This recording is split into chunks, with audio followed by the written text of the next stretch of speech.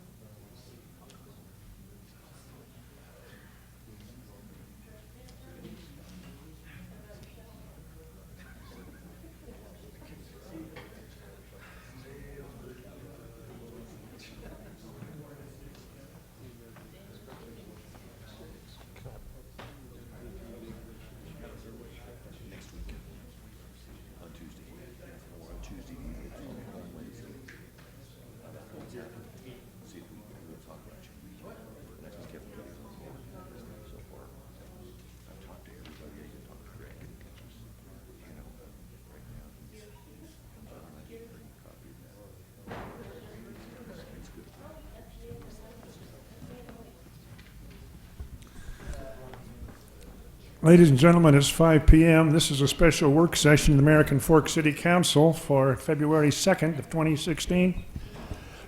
Our topic this evening involves a discussion with Snowbird. I scheduled this meeting at the request of Mr. Bonar, and he must be tied up in traffic. So with your permission, we will wait a few more minutes until Bob arrives, and then I will officially start the meeting. Thank you.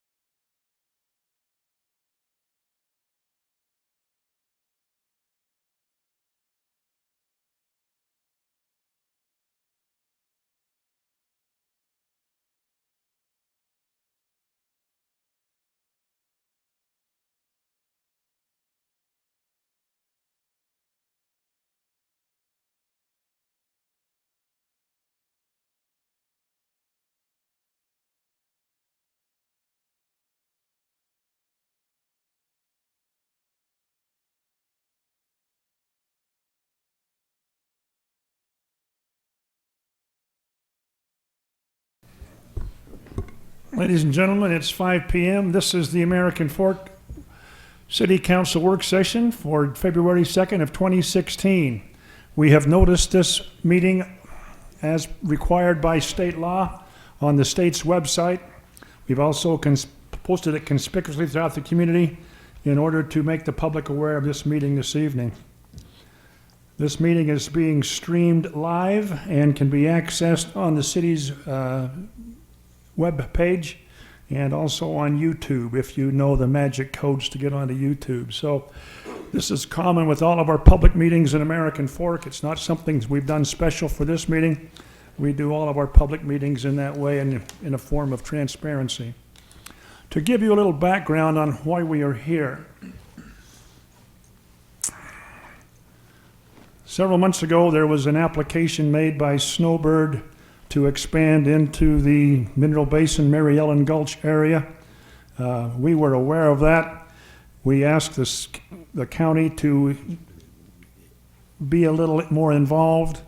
They chose not to, so American Fork City took the forefront to pass a resolution asking the county and the agencies of the county to proceed with caution as we were concerned about water quality and water quantity in the headwaters of the American Fork River that came out of those drainages. I will state this, that in my experience as a man, I've worked in this area a number of times with the National Guard up Baker, Snake Creek. Also, we were there when the Tibble Fork Dam was built. That was built by the National Guard as a summer camp project. When that was, I think it was done in 1964, as I recall.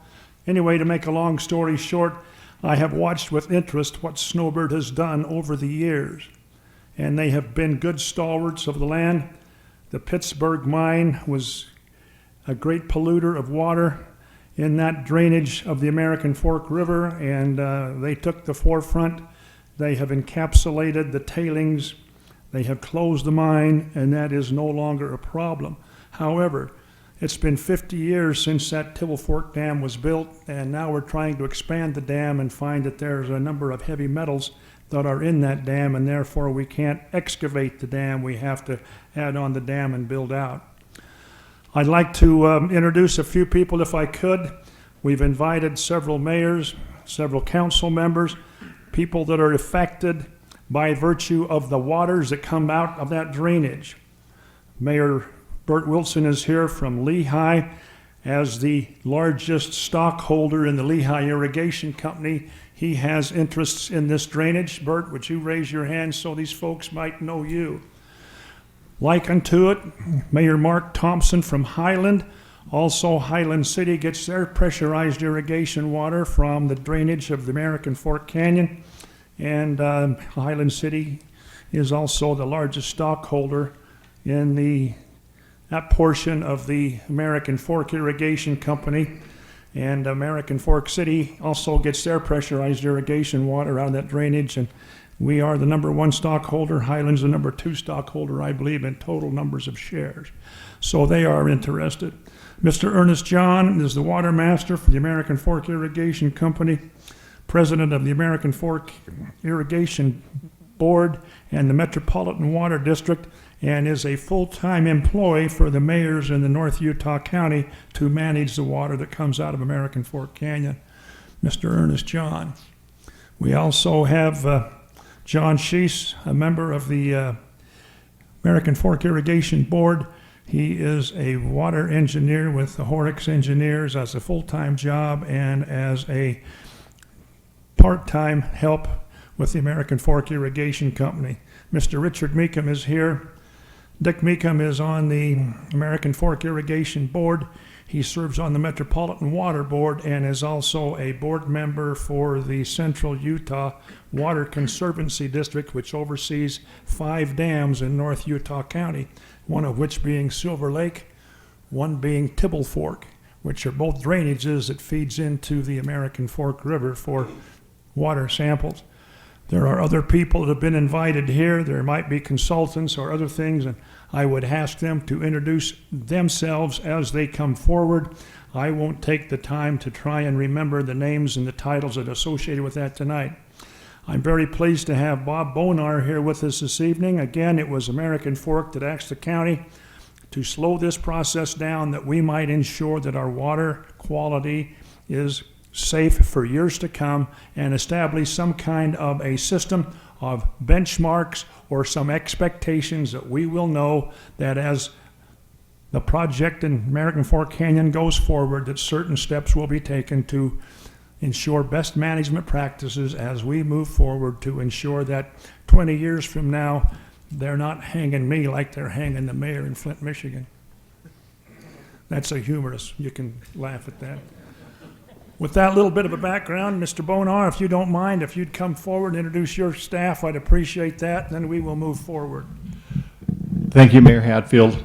On behalf of the team at Snowbird, I would like to thank all of you for making time. It's amazing this you've assembled so much expertise and so many knowledgeable people here today, and we are thankful to be able to be here and make a presentation to you. Before I introduce our people, I just want to be clear that everyone understands the scale and scope of what Snowbird is proposing. Over the course of the last year, there's been a lot of confusion on what we're proposing. I even saw a post today on someone's website that talked about, Snowbird's, development also includes, something around Tibble Fork Reservoir. So let's start by just talking about what Snowbird is proposing. And that is, we are proposing to relocate one of our lifts in Upper Mineral Basin. A lot of you, some of you have probably skied up there, some of you may have hiked up there or ATV'd up there, but for about 17, 18 years, we've had two lifts in the upper part of Mineral Basin, and we want to just relocate one of those lifts all on our private property. We're also proposing to add, as you can see on the map to your right and above me, you can see that we're also proposing to add two lifts on our private property in Mary Ellen Gulch with a zip rider. This proposal is also all on our private property. Again in the upper part of Mary Ellen Gulch. So that, I want to be clear on what we're proposing, and that is the extent of our proposal, along with what's called ancillary ski lift facilities. And that includes a few avalanche control devices, because of course, along with it's necessary for us to do some avalanche control back there, and it also includes some warming huts for public safety purposes, and things that would also be like a ski patrol building or things like that. That is the extent of our proposal, so I wanted to make that clear. Now I would like to introduce our team. Our attorney here is a gentleman named Marty Banks, has represented Snowbird for over 20 years. I'd like to introduce Colby Rollins, who is on the board of Snowbird Corporation, Snowbird Resort. And most important for this meeting, I'd like to introduce Neil Arts. Neil is a longtime associate. He'll tell you more about his credentials, but he works for a company called Cirrus Environmental, and they do different environmental studies for governmental agencies, private sector companies, and so forth, to examine a lot of the environmental issues that we're going to discuss tonight. Neil will make a presentation, and after that, we're happy to answer any questions in regards to water quality. I've gone through and looked at a lot of what Neil's going to present to you tonight. I think that there's a lot of good, solid, factual information that I think if water quality is your concern about Snowbird's project, I think that you will find this very reassuring information that we'll provide tonight. If your intent is you don't want to see Snowbird make utilization with 2 additional ski lifts on our private property up there, then you probably won't like what Neil has to present. Our intent is to give you good information on water quality. Thank you. And with that, I'll turn it over to Neil. Thank you.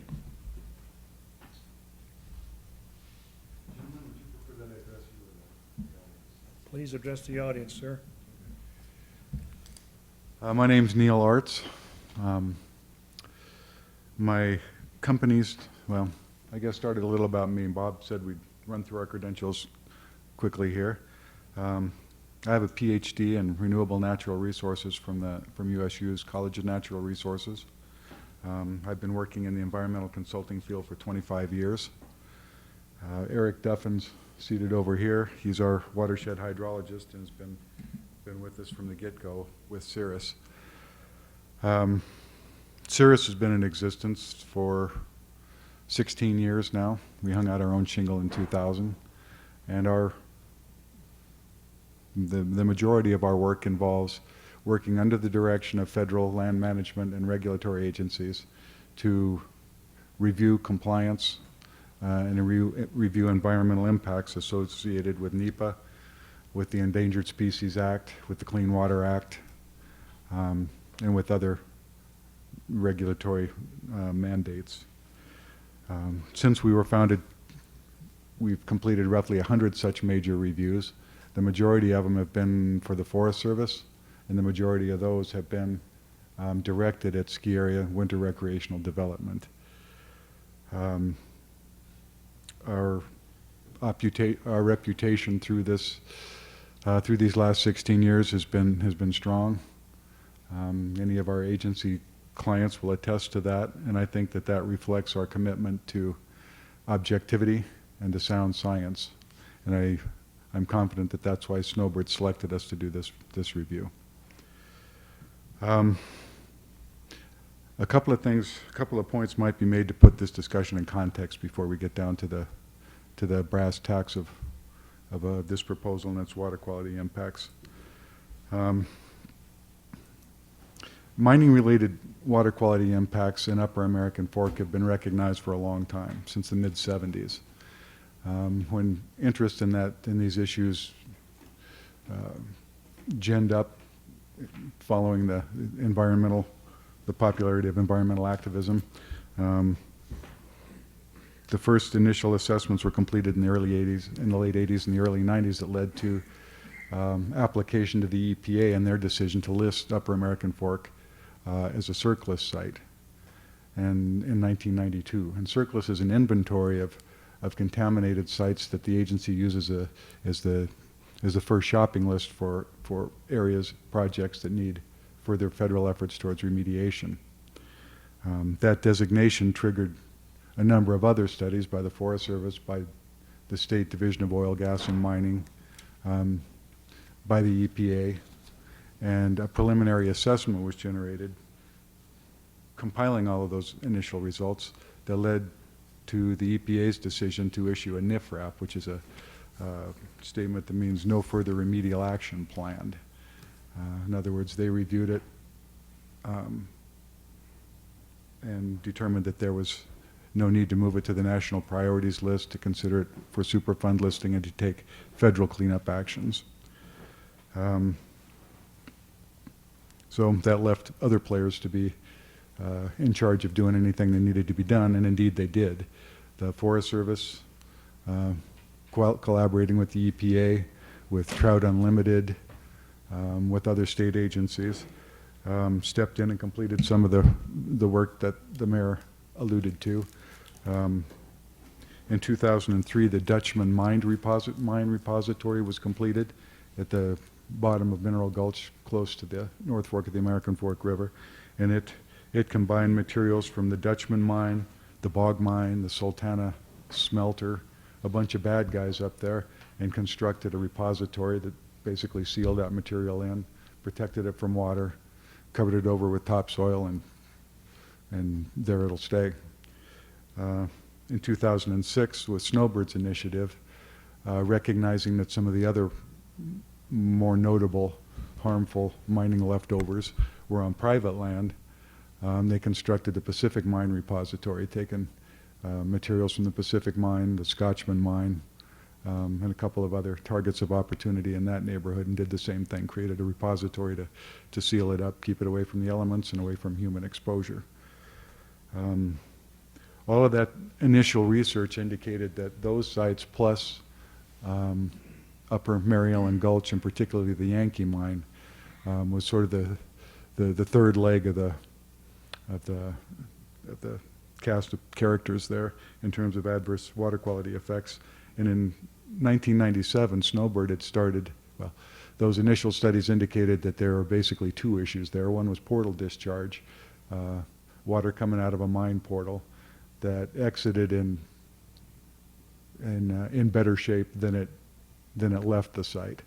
It ran through the mine, from the mine portal over some contaminated mine tailings there, and Snowbird, recognizing that from the early studies, started first by creating some surface diversions and trying to trench that and move that discharge away from the tailings piles to divert directly into the creek and not pick up all the lead and other heavy metals that it was picking up as it moved through that tailing pile. In 2008, Snowbird, Trout Unlimited, and the engineer, the Forest Service engineer who directed the first two repositories, built a project in that mine portal to ensure that the smooth flow of water from it continued, and directed the water into a pipe and took it in a more permanent way away from the mine tailings and into the creek. Those three projects generated notable water quality improvements. This graph illustrates that most of the heavy metals, as measured in North Fork of American Fork, below the confluence of Mary Ellen Gulch, decreased by from ratios ranging from 0 to over 80%. So, three projects, substantial improvement in the main stem, well, in the North Fork of the American Fork River anyway. But the key point to note here is, it's hard to show on a graph because every metal has a different standard, but even before this remediation project was done, these remediation projects were done in the early 90s through the late 90s. Lots of water quality work was done there, and standards were met. So all applicable water quality standards assigned by the states were met before this remediation effort occurred, and the remediation dropped concentrations to a small fraction of what the standards would be. Yeah, sorry, I've added those standards there on the bar charts. You can see behind the name of the metal, there's a number, and that number represents parts per billion. So 1 part per billion parts. And you can see that the top of the bar chart has a value that represents the concentration of that bar. And then you compare it down to the number behind the name, the metal, you can see how that compares. So there's quite a ways under every standard, even before the work was started. What are the standards for aluminum, barium, and manganese? There's no standard for those metals. For the beneficial use of the streams there. So,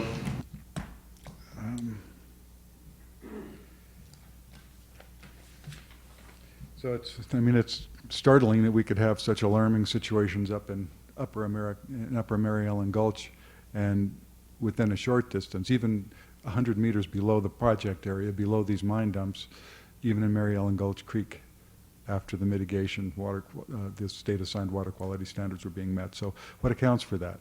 Well, the first thing is well, as they say, the solution to pollution is dilution, and the mass of these metals, the loading of these metals, was small enough that with additional inflow moving down Mary Ellen Creek, they were diluted enough to meet standards. By the time they joined the North Fork of American Fork and received that additional dilution here, they were far below standards. and measured above Tibble Fork, just as you move down the watershed, more and more dilution, lower and lower concentrations to where by the time you exit the mouth of the canyon, the best, freshest water quality in the region is coming out of that canyon mouth. Some of the metrics on why that occurs is that the 2016 project area, the area in which these projects would take place, Mineral Basin and Mary Ellen Gulch, comprised 2.2% of the American Fork watershed, so small percentage. The estimated 3 CFS flow coming out of the project area, roughly halfway down Mary Ellen Gulch, constitutes about 5% of the annualized total flow of the American Fork River as measured at the gauge above the power station. And that same 3 CFS accounts for less than 0.5% of the 153,000 acre feet of annual recharge into the North Utah Valley Aquifer. So it's a big watershed and it produces a lot of high quality water, and in the big scheme of things, to date, to the point that these studies were completed, the metals were adequately mitigated sort of by Mother Nature and by the flow and the water production of the canyon. So it's against this background that the question we were asked, in accordance with the Utah County Land Use Ordinance, is anything that Snowbird is proposing to do going to create an environmental impact, an adverse environmental impact, and in this case on water quality? When a question with technical aspects, they're as complicated as this one, gets into the public arena, it's natural that some misconceptions and misinterpretations develop. In this case, one of the primary ones is this totally natural call for more studies. We need to understand this. We need to know more about what's going on in this situation so we can make good decisions. But the fact in this case is that water quality effects in Upper American Fork are well studied. Since 1987, major assessments have been done by the Forest Service, by the EPA, by DOGM, by 2 universities, a lot of studies. By our quick tally, more than 1,000 water samples have been collected and analyzed up there. So there's been a lot of work done. We didn't come up with a list of those studies, did we? Okay. Over 15, Yeah. major studies. Yeah, we reviewed over 15 water quality studies in the watershed. So, in short, the situation's well understood. The problem sites have been identified, and most of them have been remediated. In the case of Mary Ellen Gulch specifically, the DOGM, the EPA, the Forest Service have all agreed that remediation there is as it should be. The best thing to do with the tailing piles, if they can be isolated from water and from human contact, is to leave them be. You know, there's a lot of material there, and the consensus is that moving them, doing anything different with them, would generate more harm than good to water quality and other environmental variables as well. So reroute the water around the tailings pile and stay off them. And that's what Snowbird's proposal is to do. So Any more recent studies, any more recent water sampling? Because Yes. in land we have a lot of snow, a lot of water, so it's easy to read the concentration of those chemicals. For the past 4 years, we went to a severe drought. Our snowpack was third, the lowest historical the past 100 years. So I wonder if those numbers may be a little bit different than shown in the scale. they certainly vary, because solution to pollution is dilution, and the amount of water changes. Yeah. We increase the water with the concentration of those chemicals. Yeah. Yeah. There's a ways to move there. I mean, there's a lot. We're talking about 20-fold changes in the flow to dilute these to the canyon mouth, which is. Precipitation around per year. We're showing historical lows for snowpack. Yeah. I think in general, they certainly change, but in general, no exceedances of these standards have been recorded below table 4 capper. No exceeding which standard, state before standard? The state beneficial use associated Do you have standards. another graph showing those chemicals and compare those with the state standards? You are comparing numbers? Yeah. Those are ones? Yeah. So, I think this is that the answer isn't, at this point, isn't more studies and more things to figure out. The answer is more deciding what, if anything, remains to be done. And again, our question today is how does this all bear on the potential effects of Snowbird's proposal? The other misconception, I think, is that, I think it's a question that's been answered, so we won't dwell on it, but would the project affect water quantities? And nothing in the proposal involves snowmaking. Before you move off of the water quality that you were talking about, I just wanted to ask, I know your opinion might not be totally independent because you have been retained by Snowbird, it sounds like, to do this study, but I just wanted to ask you, in your professional opinion then, the plans that Snowbird is proposing, would those plans have any negative impact on water quality? I was just kind of setting the stage there. Can we, if you'll Yeah, bear me out absolutely. here, If you're we'll going to get to address that later on, that's just fine. Thank you. And I'd like to say that I wouldn't be doing this work if as I mentioned earlier, couldn't maintain my objectivity and scientific rigor.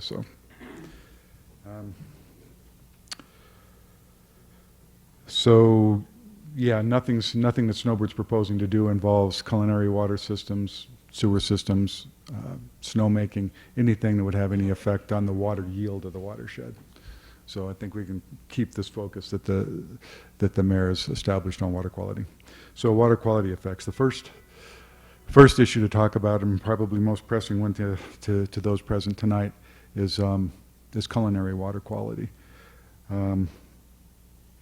Although there is no state-assigned beneficial use for culinary water, for drinking water, no standards applied to the river, there are public water supply sources and springs and wells up in the canyon, 2 for American Fork City and towards the mouth of the canyon, and of course groundwater recharge affecting the wells in the valley that most of you depend on for your culinary water supplies. Neither of the spring sources in American Fork used by American Fork City, their recharge areas have been mapped and everything, and they don't lie anywhere near the project area, nor are they recharged by the river itself. So it's okay, we won't talk about them any further. And those provide about 8% of American Fork City's water. The remaining 92 comes from these deep wells.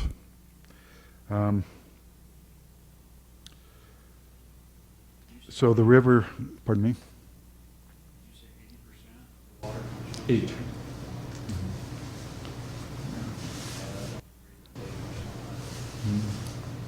Okay. From those 2 springs in the canyon. Where do you locate your data based on the percent? Yeah. It's off the city's plan that's on the website of the city. Yeah, we get over half of our culinary water supply from those 2 springs. Okay. We have 5 active wells. Okay. Yeah, the state, the website has 6 active wells in those 2 springs. In any case, the good news, I guess, is that those wells aren't in a position to be affected by water quality in the river.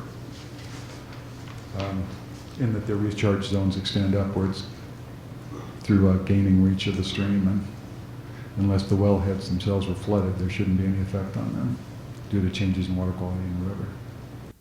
Does that sound sensible? Okay. So the river certainly contributes to groundwater recharge once you get out of the canyon. As rivers do, it's gaining water out of the surrounding mountains till it leaves the mountains and then starts losing water once it hits the valley aquifers, which are loose, coarse material that's come out of the mountains over the eons. And those are the aquifers that these communities, municipalities depend on for the wells, the well sources of water.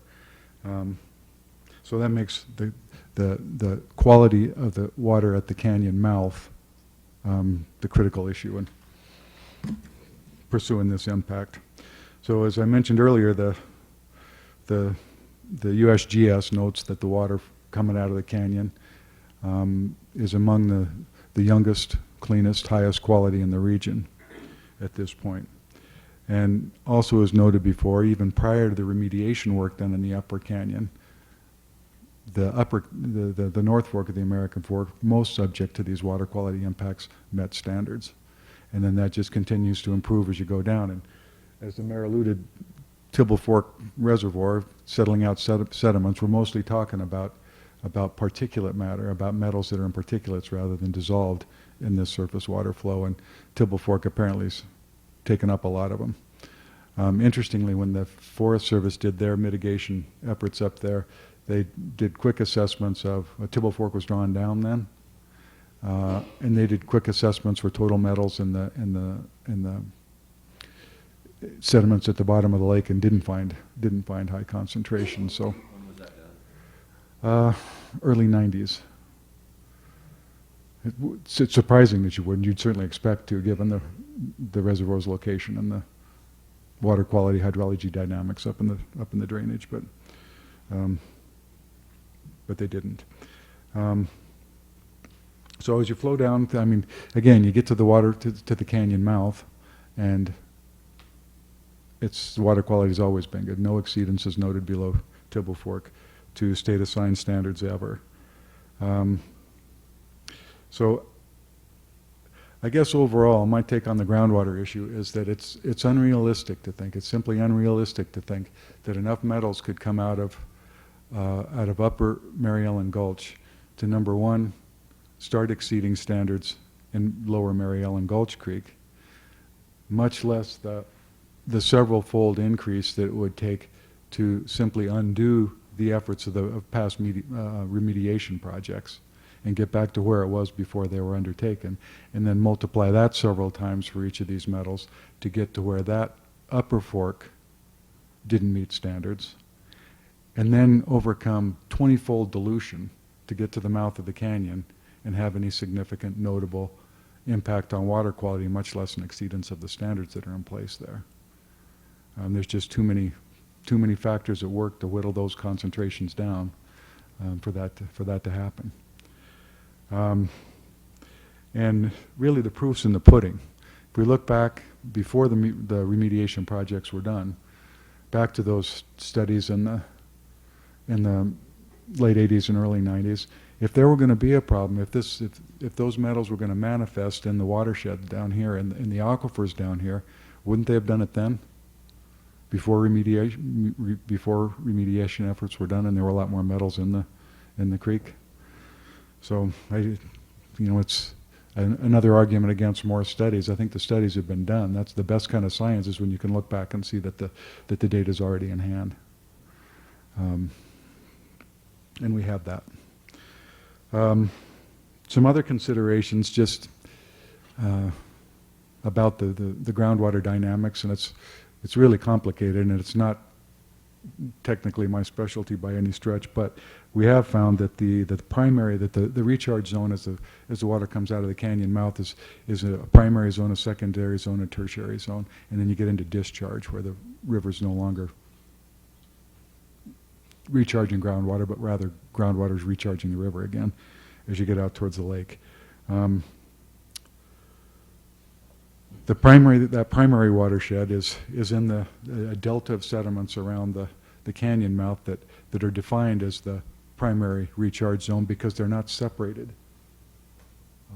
It's the yellow zone on the map there, and we have a cross section, but I forgot to ask Eric to get it queued up.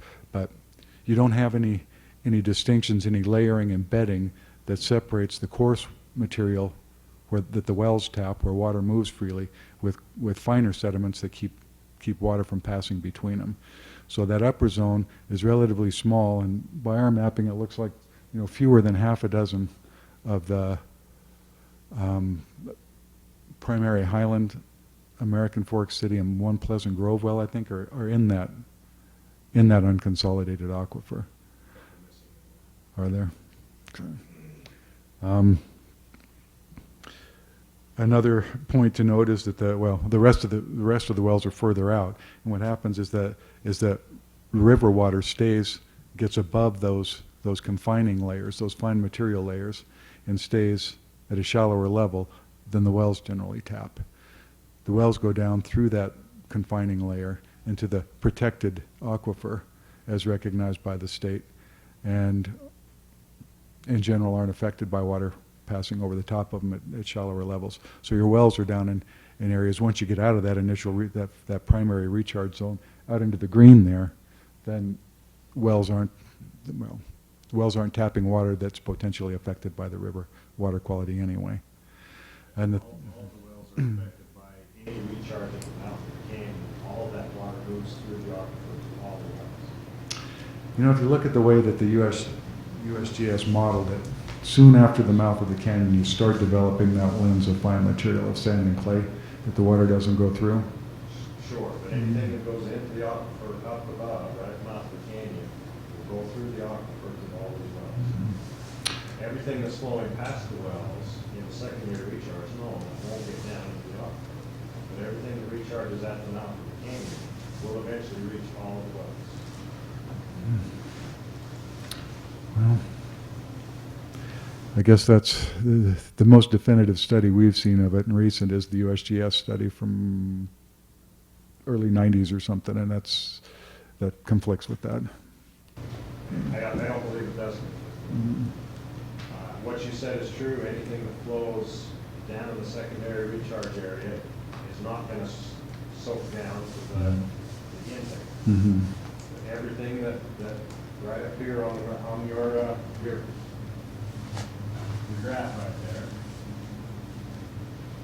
everything that soaks in at the mouth front is going to go down here, and it's going to go down through these layers and eventually get to those wells that we're talking about. Okay.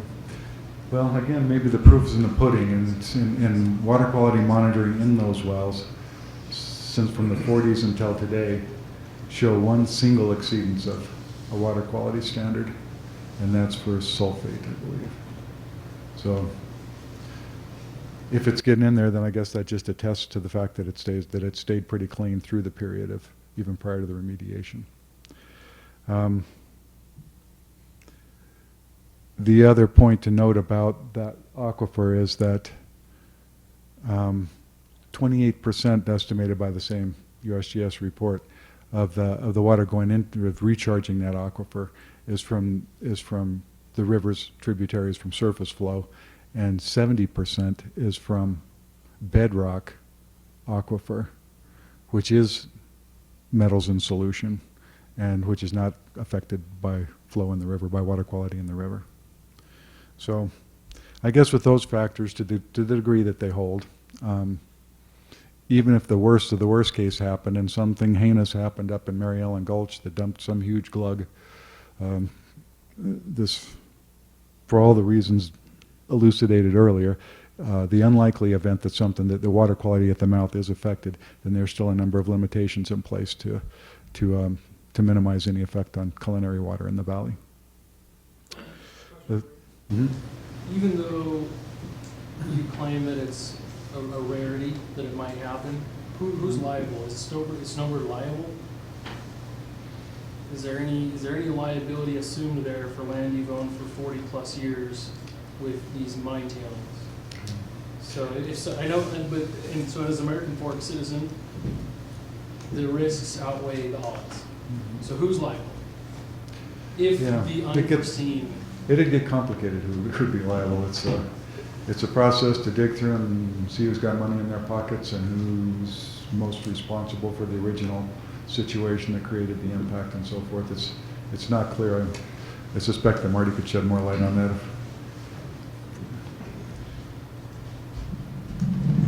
I don't want to disrupt Neil's discussion, and I'd be happy to address this at more later on. But if there were some kind of catastrophic event, the EPA or the state DEQ would likely look to any involved in the chain of ownership of that property. They'd look probably first and foremost to the cause of the hypothetical catastrophic event and to try to figure out where the potential blame lay would probably be allocated amongst a whole host of different parties that may have been in that historical chain of ownership. And some of those parties, including current owners, would have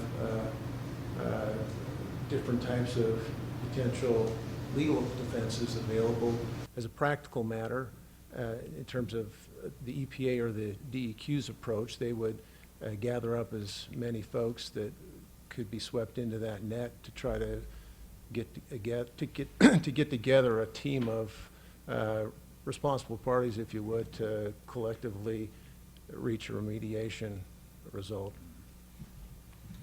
While you're right there, maybe can I ask another question then? So, do you see, by virtue of this being in the county jurisdiction and them accepting the processes and the material that is accepted to them and approving this application, do you see that falling upon the Utah County taxpayers as one of those participating parties for allowing, a development to occur? No, I wouldn't think that the county, I'm understanding your question, I wouldn't expect that the county would take on any liability by virtue of having issued a conditional use permit to the applicant here as related to any future environmental remediation that might need to be done. I can't see the county here in a position of guarantor or any kind of having any kind of an operation role. So the short answer is, no, I wouldn't see the county's approval resulting in any kind of liability on the shoulders of the county. Now, the county may, of course, have an interest in making sure that the EPA and the DEQ was as aggressive as they should be in identifying and gathering up potentially responsible parties. But I wouldn't expect the county to be in the mix of those potentially responsible parties.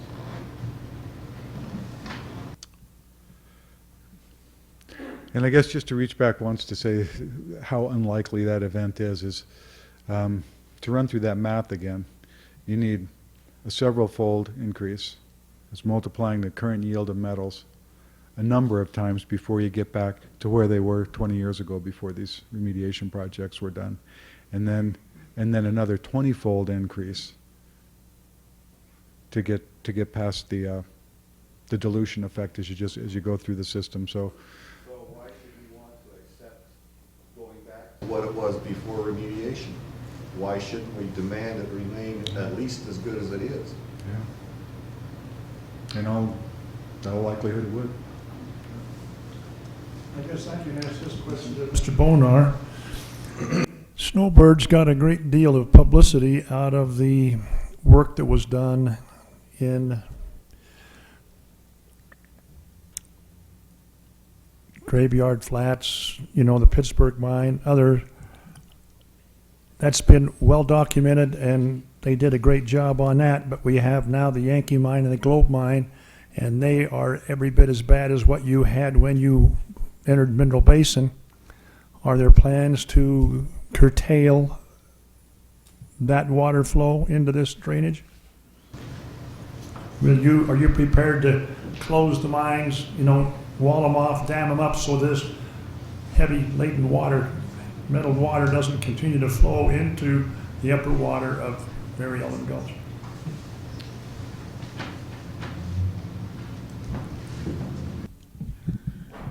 Mayor, let me try and answer that question for you.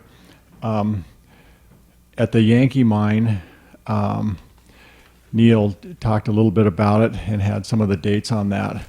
But through the studies that were done, the recommendation based on all those studies was for us to do three things. Actually, four things. It was the cleanup of the Dutchman area, the Pacific mine area. Neil will help me if I leave something out here. And we worked with the group that we participated with on those cleanups. The other recommendation was for us to go into the Yankee mine and to do two things. One, to rechannel the water simply around the tailings. And because the water was coming out of the portal and going through those big tailings there that I believe are on the quartzite claim. And so we did that with the supervision of Forest Service and with some help with oversight from Trout Unlimited. And we did that project where we took the water and rechanneled it so it doesn't go around through the tailings. Was the EPA involved in that process as well?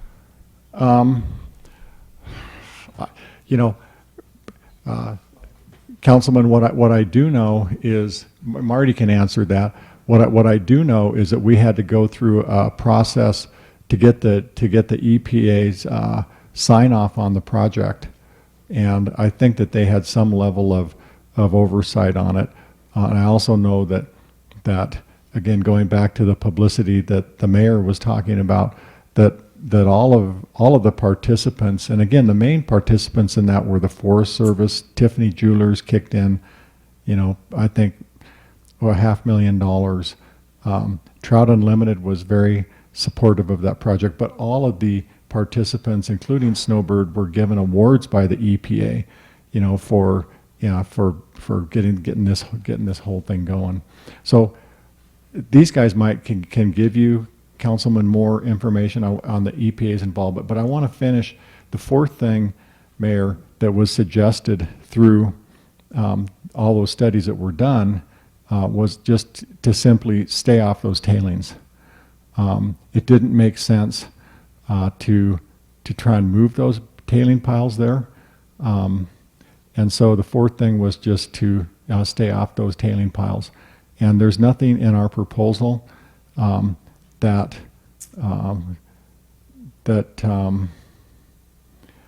we can't keep, skiers ski on snow, and so we would not be disturbing those tailing piles. And in fact, a large majority of them we would just simply close off to winter and summer use. Also, just because we're talking about mines, historically this area is very rich in mineral resources, mineral basin. I know we're talking Mary Ellen Gulch, but there were some very productive mines in that region, from what I understand. And do you own those mining rights? It's a mix. I think most of them back there we own the surface only, but there are quite a few that we also own the mineral rights as well. Yeah. Not to get into a deep discussion about mining rights, but Bob's absolutely right with respect to a mining claim will typically have a surface right and a mineral right. Some we own both, some we own just the surface. But to your question, if we own the mining operating rights, we don't have any and have never applied for any mining permits from the Division of Oil, Gas, and Mining or any other applicable state or federal agency. So we don't have never applied for, and Bob will correct me if I'm wrong, have zero plans to ever operate a mine back there. Yeah, I appreciate the answer, and my understanding is there is separate ownership sometimes between the surface rights and the mineral rights. So that's why I wanted to clarify that. Just so you know where I'm coming from, I think in these mountainous areas there's lots of historical uses, lots of legitimate uses, and productive uses. And I personally consider mining to be one of those. Now we know historically, as we're talking about tonight, that can cause an impact on water quality. And I know that mining doesn't currently occur in that area, so it's kind of a moot point as far as ongoing mining at this point. But if mining were ever to resume in that area, I would support the right of people that own those rights to do that activity. I would just expect that they would do it in such a way that there would not be a negative impact on water quality. And I would hope that you as landowners, if you own the surface land but not the mineral right, I would hope that you would respect the rights of whoever does own those mineral rights. Anyway, that's my input. Then, Bob, your future plans will not place things like towers on that tailings pile or runs over that, or trails or over that tailings pile, you're gonna stay away from those tailings piles with the water and any future use, whether it's winter or summer.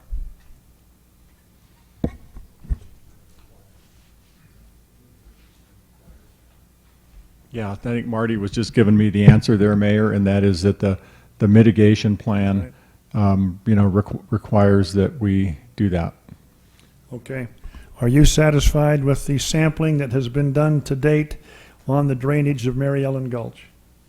Is that to the point that we could establish that as a baseline and now take water samples in the future to see that that water quality remains the same? I don't think that there's been enough sampling to date to establish a real solid baseline there. And for that reason, we have, it's been hit or miss. There's been a number of studies done there, but it's not a good longitudinal baseline. For that reason, at the request of the Board of Adjustments, we've prepared a monitoring plan that calls for, to provide that baseline in a monthly, high-powered, same location sample to give us a good baseline to compare. And then subsequent monitoring through the term of the project and beyond. Through the construction process. And beyond. Yeah, originating from your letter, yeah. A couple other points just to throw in there. As Marty mentioned, there are mitigation measures in the application that say that nothing will be done in the course of developing this project that would directly or indirectly disturb the offending tailings piles, and that with more, there will be the means after this was implemented to enforce closures to recreational use of those, which I'll run through. We've hit some of my other fire here, but I'll run through them quick and get to them.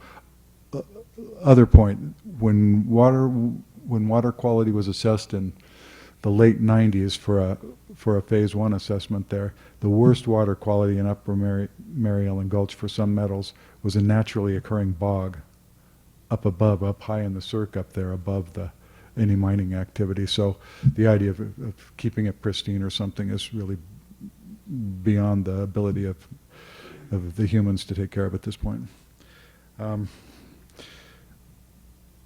A second type of water over which concern's been raised is irrigation water and the water used for secondary systems. And a number of you present know you've got diversions for agricultural irrigation, landscape irrigation through secondary systems near the mouth of the canyon.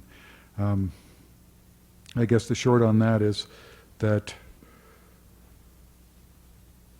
current measurements, water quality measurements of those at the mouth of the canyon relative to agricultural standards, to the class 4 standards, you're about 5% across the board an average of the metals concentrations. So you need a 20-fold increase to start approaching the agricultural landscape standards. And again, if you've got a watershed that's providing 3% of the flow and you have to get a 20% increase at the mouth of the canyon, the math just doesn't work out. I'm not sure it's even possible if you ran pure metals into the creek up there that you'd exceed that standard. But again, I'll use the term highly unlikely because in science you never say never, but it's virtually there. Yeah. Would you come forward and use the microphone and state your name, sir?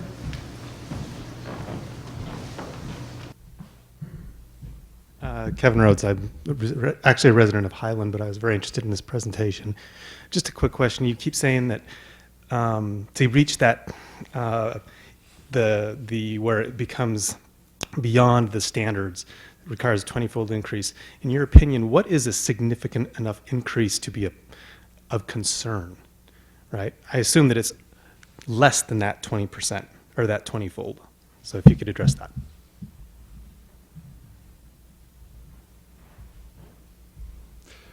Well, it's a good question. As you alluded earlier, why give anything up? I guess the first thing I'd note is that, as Nestor mentioned, we've got changes in flow and thus in the dilution effect. The actual readings are a moving target. So I think concern would be warranted when you started exhibiting a trend. You know, if things started looking up, you couldn't correlate it and explain it with a poor water year. And that's exactly the reason for having the intensity of monitoring at the property line that we're proposing to do, is to track that and look for trends. It's not a blip. Is there an aberration? I mean, sometimes going through this water quality data, you'll see something that's, this metal concentration has averaged 12 for 50 years, and then all of a sudden it's 1,200. Is it real? Is it lab error? It's hard to tell, but I think that monitoring results just need to be interpreted in order to identify trends and to account for variability that could come from another source besides the problem that you're trying to manage. Another issue that's come up is the potential for construction associated with building these lifts and facilities, and just sort of general construction-related erosion, sedimentation, water quality impact. First off, as we've said, Snowbird's agreed as the first mitigation measure in their application to not do anything. They're not building anything on the tailings piles. They're not building anything near enough to indirectly affect the tailings piles. So that source of like direct construction disturbance of the tailings piles is not in play. And as far as disturbance otherwise, just general water quality elements in a mineralized area where even the native soils have some metals in them. I think that the proof again is that Snowbird's worked for 50 years, close to 50 years, in Little Cottonwood Canyon, in Salt Lake City's municipal watershed, and under the microscope of Salt Lake Public Utilities. The Forest Service involved there and having probably the most rigorous standards established for BMPs and post-construction rehab to avoid any kind of water quality impact. And their numbers, and they've monitored water quality in Little Cottonwood Creek over the years as well, and it's been effective. Their water quality, their BMPs and construction methods are the source of the Forest Service's first guidebook for how do you develop ski areas without impacting water for ski area BMPs and so forth. So I think they're pretty much state of the art on their disturbed site rehab. Could I add one thing at this point? One of the things that we have not seen on our side, and it would probably go a long way to making us feel a little bit better, is where is the comprehensive,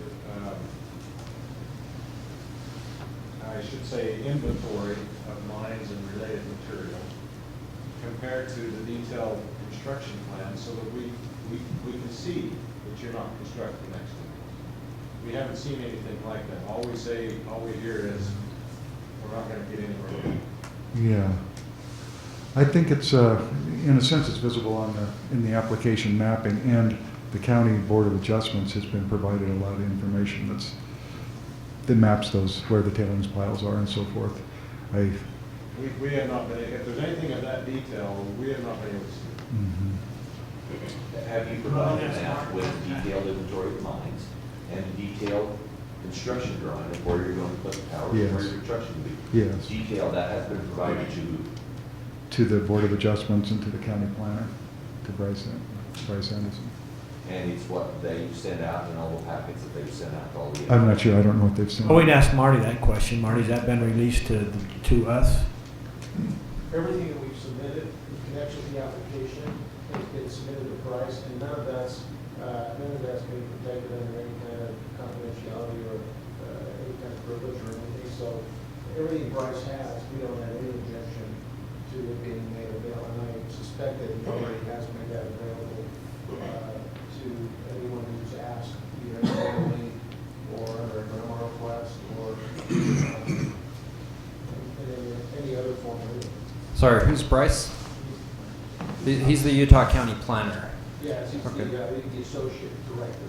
And what, we should also, I would also like to point out, we don't have at this point in time, we have some lift lines that we're proposing, but as far as specific tower locations, we don't really know that until we get into final design, which of course we would do prior to going in for construction and building. Okay, so you don't have the final lift locations, and then have you completed a comprehensive inventory of the mines on that property? We do have lift locations, but not specific tower sites. I mean, I think we understand that we have no tower sites in mine tailings, but some of the other locations, exactly where the towers would go, have not been determined until we get into finance. Okay, so you don't have the final determination on tower sites. Do you have a comprehensive inventory of all of the mine locations, not just the data piles and everything on the property up there as of today? I'll let Neil answer the question about the mines. The question the information that had been asked of us was from the county was not so much where the mine, for example, portals are.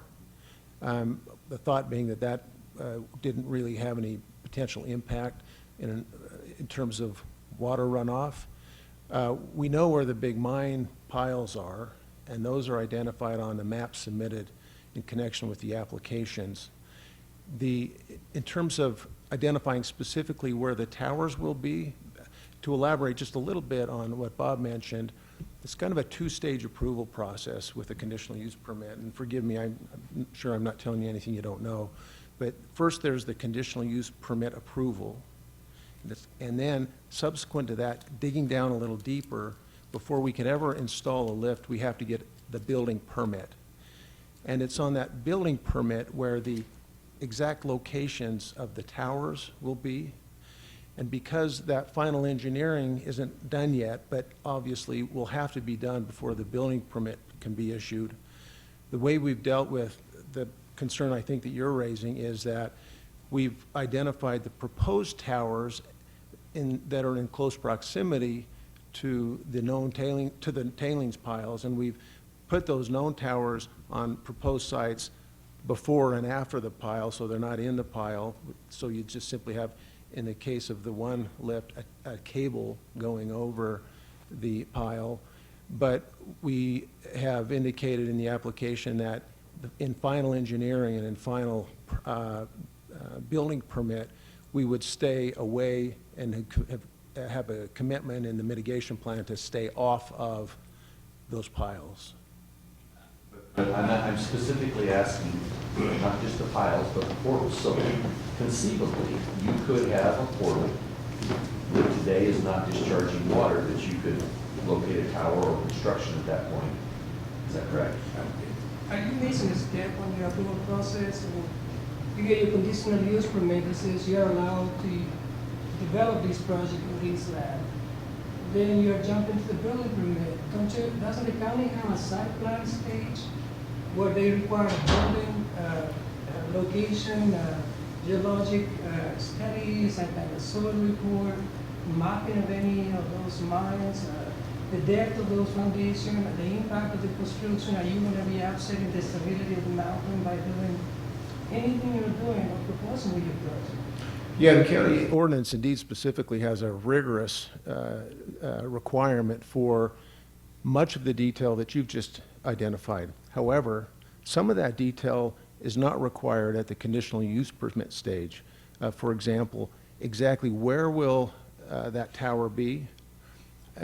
Historically, in this county and in every other county that I've been involved in permitting lifts like this, is that detail on a specific tower location is reserved until the final engineering is done and the building permit is issued. And of course, the permit itself is conditioned upon making sure that those commitments that we've made in the application to not build on any tailing pile is in effect. And if we violated that commitment, that mitigation step, then of course our conditional use permit would be invalid. And to your point, I'll defer to Neil with respect to an inventory of mine portals. I'll go so far as to say, though, that I know that route very specifically, and I'm not aware of any proposed tower right now, they're tentatively proposed towers that would be near a mine portal, and I can give you our assurance in terms of the legal application of this conditional use permit, that if I were mistaken, and if one of those portals is close to a mine opening, it's not a difficult task to alter the engineering a little bit and keep it away from a portal, and that could certainly be accommodated to address the concern that I hear you airing. Just to add to that a little bit, we don't often know what's underground. Let's assume we get everything on the surface taken care of and all the permits are issued and everything's going forward. And we get into construction and you start digging and blasting and whatever you need to do, and you find a mine portal, not a portal, but a mine shaft. And you open up and you disturb the groundwater in such a way that all of a sudden we have a situation similar to the Gold King mine in Colorado, where all of a sudden we're releasing a huge amount of contaminants into the environment. Where are the contingency plans for something like that? How do we address that when we locate something in the field that we weren't expecting, which you always do under construction? And where is the rapid response plan to have somebody on site that can deal with things like that, and rather than just EPA continuing to discharge in the Animas River, if they would have had a rapid response of being able to contain it and hold it right there, and that's something that we would really like to see is what is the contingency plan, what is the rapid response plan in case we run into problems.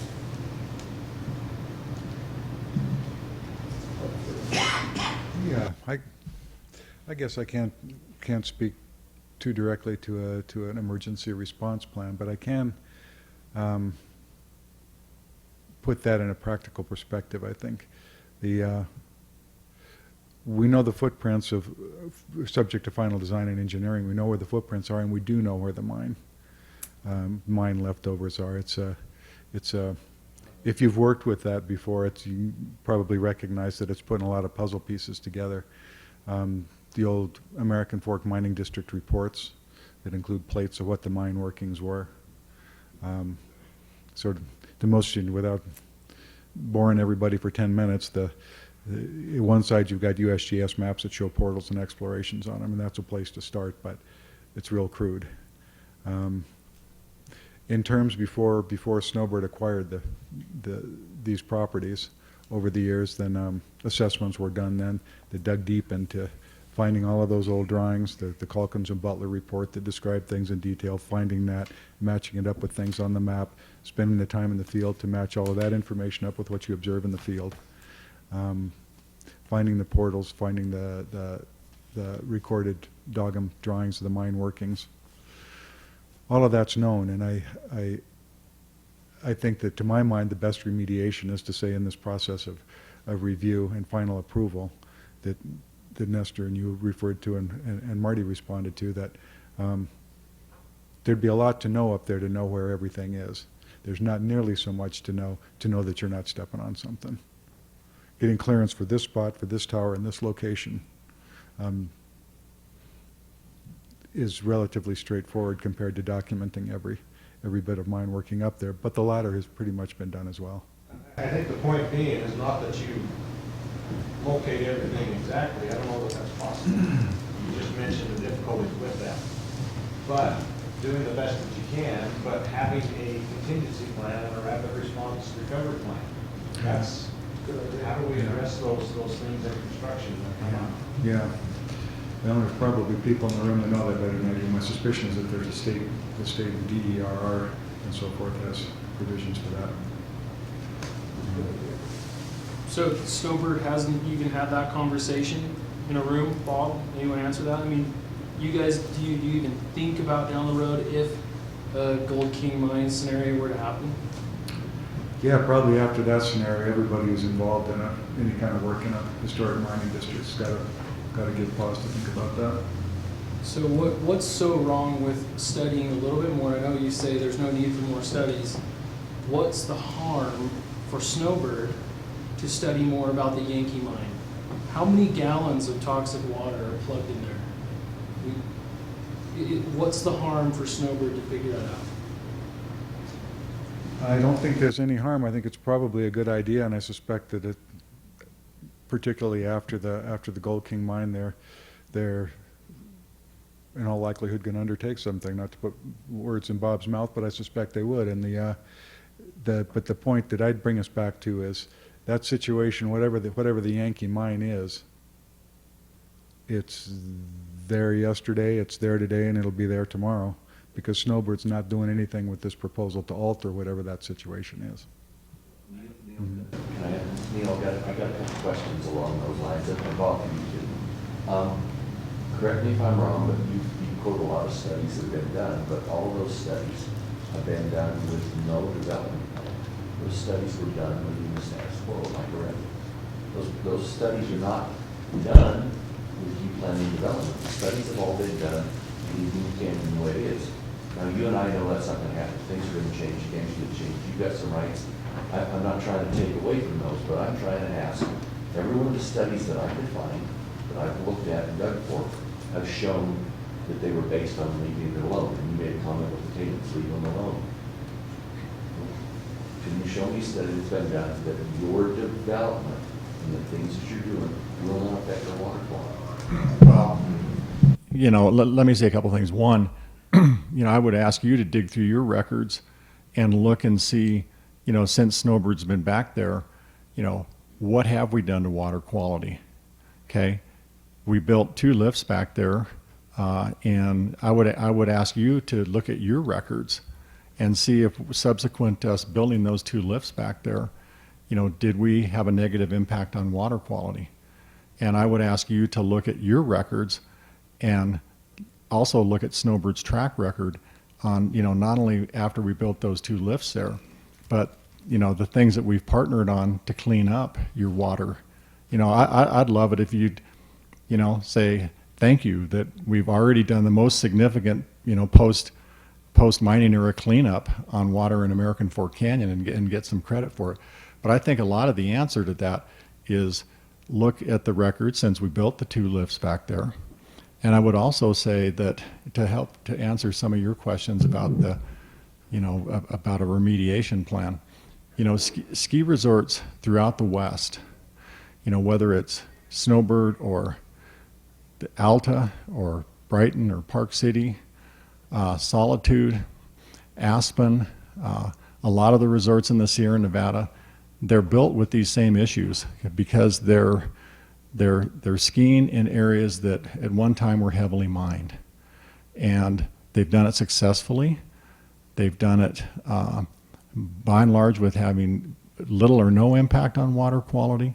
And to answer your question about a remediation plan, yeah, I would say that everybody, since, you know, the problem that the EPA created in Colorado, yeah, I mean, you know, I think everybody is working as we will to come up with, you know, some type of more sufficient remediation plan because of that problem.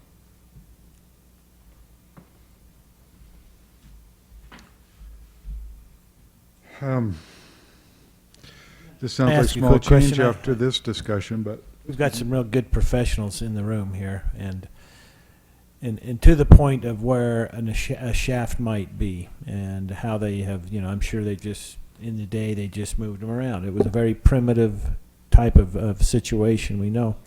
Is there a way of understanding that through current technology to really gauge and understand where these mine shafts are and where they, you know, the depth of them?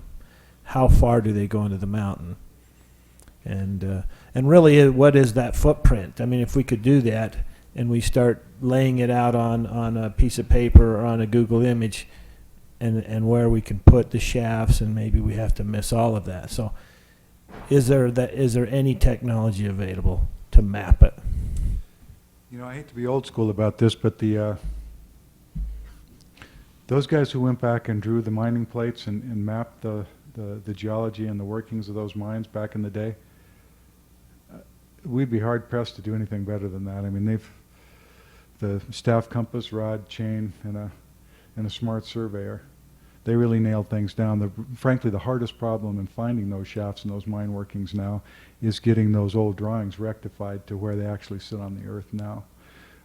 You've seen mining claim maps up there, I'm sure, that look like somebody dropped a box of confetti on the map. So Snowbirds, I know, has engaged a surveyor for a lot of time and money back there to go and find the one monument, to find that Prince Albert can on the corner, say, hey, George, now I know where I am, and start rectifying and go through, use that modern technology to align all of that historical information so that we have some confidence that if it says it's here, then you go there and you'll find it. We need to let everybody know that we have another appointment tonight. We have five or almost 10 more minutes, and we need to. I think we should get it to some good questions. to these people. Neil, I have another question concerning water quantity. Okay, how long have you been conducting avalanche control in Marion Gulch? We started doing a study back there for avalanche control at the Silver Bell mine in the mid-1970s. How long have you been conducting avalanche control? Currently conducting? Are you conducting avalanche control today in Marion Gulch? Yes. How long have you been conducting avalanche control? We've been conducting avalanche control back there on occasion for our snowcat skiing for the last few years. The Wasatch Powderberg guides have had a permit to do some avalanche control back there, probably for at least 30 years. Okay, but that's very minimal compared to what you're proposing today. Is that correct? We would have more avalanche control back there, correct. Let me tell you where I'm trying to go with this, Bob, and Neil, so you understand. From a water standpoint, this watershed supplies agricultural and home use for irrigation in the north part of Utah County. There's a lot of us in this room that are supplied by that water. The water runoff and the timing of the runoff is very critical for us. It can be 1 week or one way or another can affect whether Lehigh's pump out the wells or whether we can supply their uses out of the mountain canyon. Now, none of us can control Mother Nature. Okay, it's not possible. But if you look at the last few years, 2011 was 400% of normal. That's the highest snowpack in the water runoff record since 1928, since we've been keeping records with the USGS measuring station. Okay, but since 2011, we've had the 4th and the 8th driest year. Has there been any studies done that is going to show that as you do, your conditional use permit is asking you to put in several avalanche control points? How will that affect the runoff coming out of the canyon? Because that 1 week window could affect thousands, tens of thousands, or even more dollars worth of irrigation usage based upon how you affect it. Do you have any studies that show what can happen as that avalanche control is done and how it's going to affect the melt on the snowpack? I don't. Yeah, I've never heard that one. there's some generalized work out of Colorado that says the rule of thumb is that consolidating snow in a pile at the bottom of the slope prolongs runoff and attenuates runoff over a longer period. Site specifics. But You have to leave, Bob. We need to be outside. What's that? Oh, okay. So, just to follow up on that question, has there been any, talk about studies, but has there been any studies on the avalanche, the head, the chute, and the deposition areas? How do they affect your tailings piles and other mining equipment stuff up there? We've got some. Does it erode some of them? Is it going to break through some of them? Is it going to dam up the water and inundate some of them? That was the next thing on the do list here. First thing to note is probably that avalanches have been there forever and a part of the natural environment. The second thing to note is that that the bad tailings piles in this situation, Snowbirds had a Forest Service permit to study snow dynamics and avalanche dynamics back there for a number of years and have mapped the avalanche paths. And we just, oh, there we have it. There's modern technology. To have that data, Yeah. I'm sorry, but I have not seen it. rain data overlaid by the avalanche data, that's stuff that we haven't seen. At least I I think it's right up there, right? This is your tailing sites identified too, it looks like, at least some of them. I don't know if it's comprehensive. Yeah, those are the ones that are associated with the, avalanche paths juxtaposed close to tailings piles that we've been identified as hazardous, having high metals concentrations. So that high ground, that nose in the middle there, just basically splits the avalanche paths there. You'll notice that there's one on the upper right part of that complex there that is overlaid by an avalanche path, but it's, if you're familiar with the area, which some of you it sounds like are, that's in a deep gully. Their mines had opened into a deep gully that's the first place in there to fill in with snow, so it's not really avalanche affected. And a couple other things to know about avalanches are that even the big slab avalanches, they occur more often under a natural situation than a managed situation, that they say run to the ground, you know, they clear the snow off to the ground, rarely remove ground cover, not even ground cover vegetation, much less the soil. Take out some trees, certainly brush sometimes, but it takes a real special destructive kind of a slide to do that, and anything that moves soil is rare. The next step, I think, is what are you trying to do with avalanche mitigation? And a ski area is trying to increase the frequency and reduce the magnitude of avalanches, because snow stand, they need snow on the mountain, not in a pile at the bottom. And they need to have small, manageable avalanches, not avalanches that take out ski lifts and risk personnel.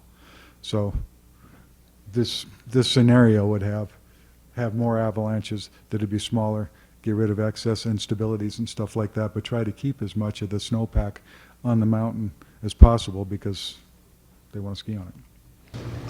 Can I go back to my question? So you don't have anything site-specific on how it affects melt? Do you have anything on how it would affect, as it, I understand that you're trying to trigger more smaller avalanches, but the fact of life is you're doing something that's not being done up there from a nature standpoint. You are changing, okay? I certainly agree on that, Neil, that it is a change. It's not what Mother Nature's been doing, it's a change based upon what you're going to do. My concern is, how do we know how that's going to affect us? I would like to see the studies, I'd like to see the data, because as we talked earlier, there's silt in Tibble Fork that you know, we can't move around as we rebuild Tibble Fork. That silt has to remain there. Are we going to affect the runoff in terms of, are we going to block up Maryland Creek and cause at a later date more silt, less silt? I don't know, but I'm asking questions because I don't know. I would like to know, but I think I think in my mind at least, we are changing something from what it was before. Show me how it is either being mitigated or how it will not affect us. And I don't see that now. Well, based on my professional experience and scientific expertise, I think we're getting into a realm of almost like chaos theory speculation, where, you know, if a butterfly flaps its wings in Bangkok, then it's going to affect our weather patterns. I think that's how would you predict how? Yeah. Let's back up. Right. That goes a little bit right here, so let's back up so we don't be a little acrimonious here. Are you changing from what Mother Nature's been doing by changing the control avalanches? Yes or no? Yes. Okay. Can you tell me how that will affect the snow melt and the quantity of the water today coming down the canyon? Can draw some generalizations about it. Certainly, they would attenuate snowmaking and. Don't get into chaos theory. Just let's back up. I need some data. I would like to see how it's going to affect the water users out here, because today when they ask me, I can't tell them because I don't know. Okay, that's my concern. So I would like to be able to tell them, and I would like to work with you to find this out. But right now, I don't have an answer. All that they tell me is there's a change up there. How's it going to affect us? I don't have that answer. Yeah.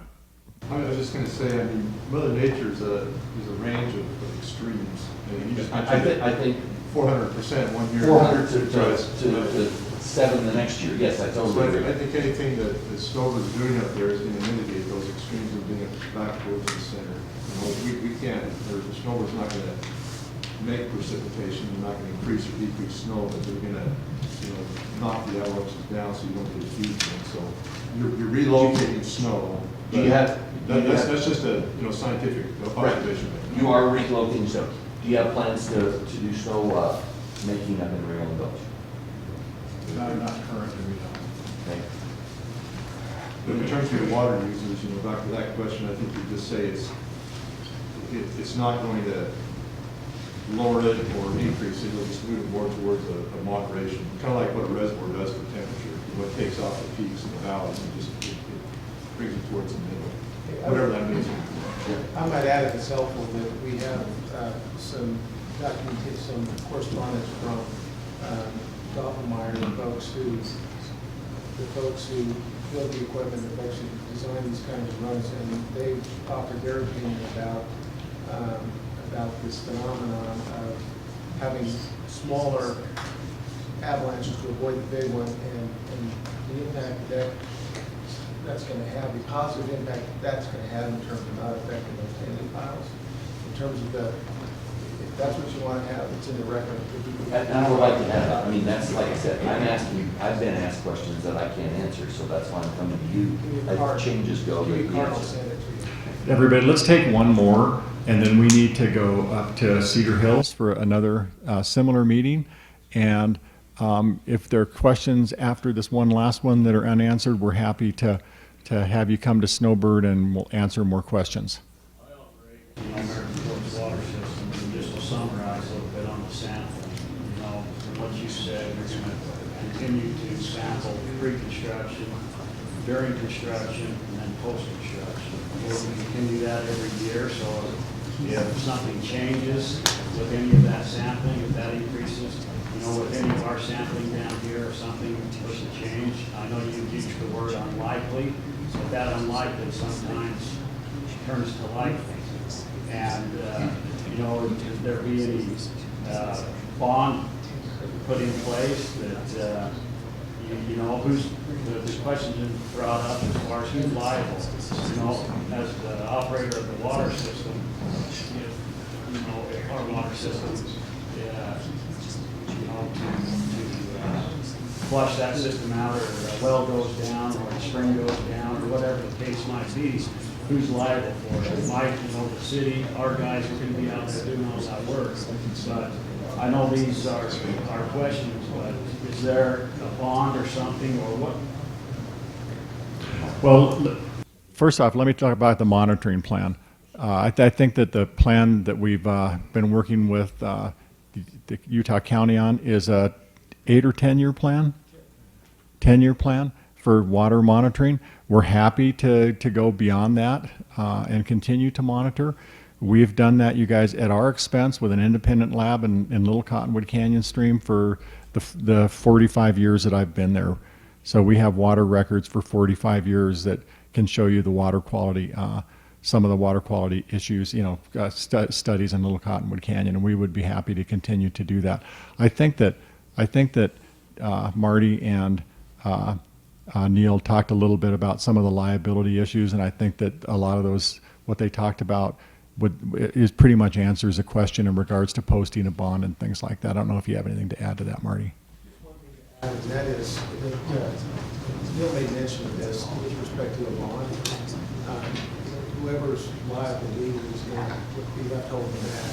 But beyond that, in terms of some kind of guarantee, some kind of security, some kind of bond, if there were some kind of catastrophic event, that could happen under the circumstances last year. It could happen today. It could happen next year. And what the decision here, this is a matter before the Board of Adjustment. And this proposal, the confines of this proposal, irrespective of whatever risks are already pre-existing relating to the tailing piles up there, this proposal just has to do with these lift and ancillary facilities. And in our view, nothing in this proposal incrementally augments that risk. And so to your answer, no, there's not a bond. But again, what's at stake here is not the risk of those tailings, but rather whether this proposed conduct, these proposed projects might incrementally heighten those risks. So the legal liability is going to fall where it falls under the law. But what we hope the perception will be, and the focus will be is on this project, and EPA or DEQ or anybody else wants to talk about the mine tailings, that's a prerogative we all have to start that discussion at community time.